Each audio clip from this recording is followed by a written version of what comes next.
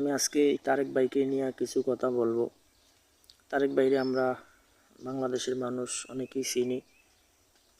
সম্প্রতি তারা যে গণ অভ্যুত্থান হয়েছে ছাত্রদের এবং দেশের আমজনতা প্রত্যেকে মিলে আমরা যে ফ্যাসিস্ট সরকারকে তাড়িয়েছি, তার মধ্যে তিনি অনেক ভূমিকা পালন করছে, মাঠে ঘাটে আমরা দেখছি।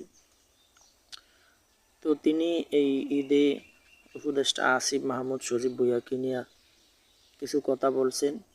আর কথা বলার কারণটি হলো, আসিফ মাহমুদ সজীব ভুঁইয়া তিনি ঈদের জামাতে ইমামের পাশে দাঁড়িয়েছেন কেন, এইটা নিয়ে একেবারে অনেক কথা তিনি বলছেন।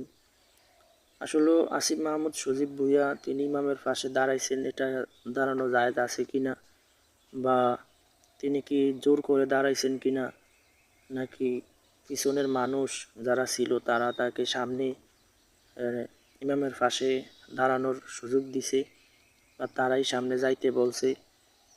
তো এই সম্পর্কে না জানাই তারেক ভাই আসিফ মাহমুদ সজীব ভুঁইয়াকে নিয়ে অনেক কথা বলছে। আসলে কারো সম্পর্কে না যাই না, কোনো বিষয় সম্পর্কে না যাই না, এভাবে কথা বলা যেমন আমাদের মতো ছোটোখাটো যারা আছি আমাদের মুখে মানায়, কিন্তু আপনাদের যাদেরকে মানুষ স্মরণ করে বা মানুষ আপনাদেরকে ফলো করে, অনেক বড় রাজনীতি মানুষ আপনারা যদি এরকম প্রোপাগান্ডা ছড়ান, কোনো তথ্য না জানিয়েই একজনের সম্পর্কে এইভাবে কথা বলেন, তাহলে এটা নিয়ে বাংলাদেশে অনেক ফিতনা সৃষ্টি হয়ে যায়। তো আসলে আসিফ মাহমুদ সজীব ভুঁইয়া দেখেন তার কি এখানে দোষ ছিল কিনা, তিনি ইমামের পাশে দাঁড়াইছেন, এখানে কি তার কোনো দোষ ছিল কিনা। এই যে দেখেন অনেক টিভি চ্যানেল এই সত্য উদ্ঘাটন করছে। তো আপনারা দেখলেন যে ইমামের ফাঁসনে মানুষ ওই পাশেও দাঁড়াইছে।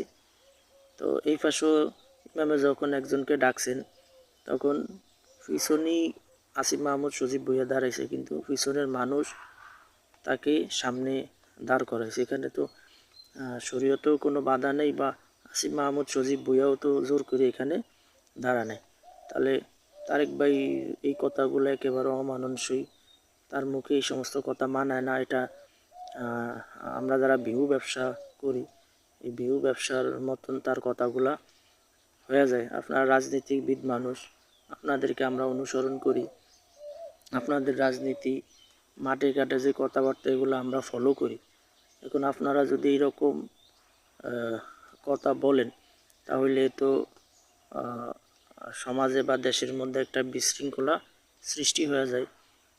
আসিফ মাহমুদ সজীব ভুঁইয়া, হাসনাত আবদুল্লাহ, সার্জিস আলম বা আপনারা তারেক ভাই, আপনারা সবাই মিলেই তো এই গণ অভ্যুত্থান করছেন। আপনাদের ডাকি দেশের আমজনতা সবাই রাস্তায় নেমে আসছে। এই জন্য আপনারা কোনো বিষয়ে কথা বলার আগে একটু যাচাই বাছাই করবেন। আমাদের মতো যারা ভিউ ব্যবসায়ী আছে তাদের মতো না জেনেই কোনো কথা বলাটা উচিত না।